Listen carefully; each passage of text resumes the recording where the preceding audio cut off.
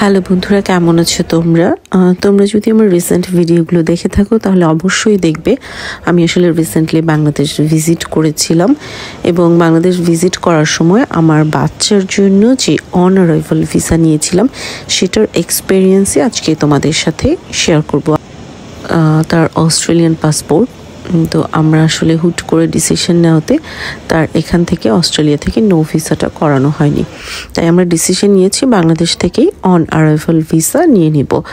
তো on arrival visa নেওয়ার ক্ষেত্রে আসলে আমরা অনেকেই জানি না যে আসলে কি কি লাগে এবং কি কি প্রসেসিং, সো সেটাই আজকে তোমাদের সাথে আমি শেয়ার করব এবং আমার এক্সপিরিয়েন্সটা কেমন ছিল সেটাও তোমাদের সাথে বলবো।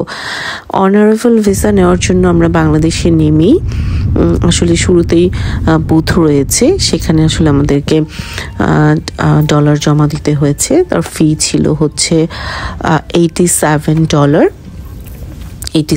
অস্ট্রেলিয়ান ডলার এবং দেন সেই মানি রিসিপ্টটা নিয়ে একটা ফর্ম ছিল, সেটা আমরা ফিল আপ করেছি। তারপরে হচ্ছে একটু লাইন ছিল, যেহেতু রাতের বেলা ছিল তো খুবই কম মানুষ ছিল, তো আমরা ফার্স্ট ডের দিকেই ছিলাম।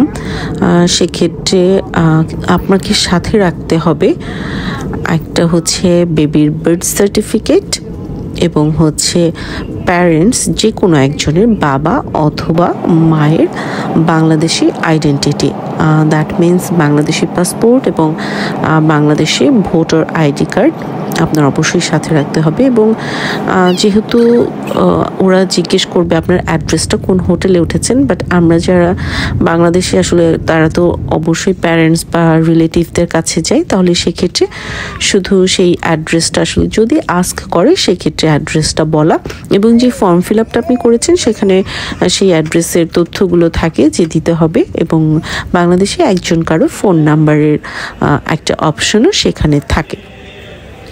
সো অনেকের কাছে শুনেছি আসলে অনারেবল ভিসা নেওয়ার ক্ষেত্রে অনেকের এক্সপিরিয়েন্স ভালো ছিল না, বাট আমার এক্সপিরিয়েন্স খুবই ভালো ছিল।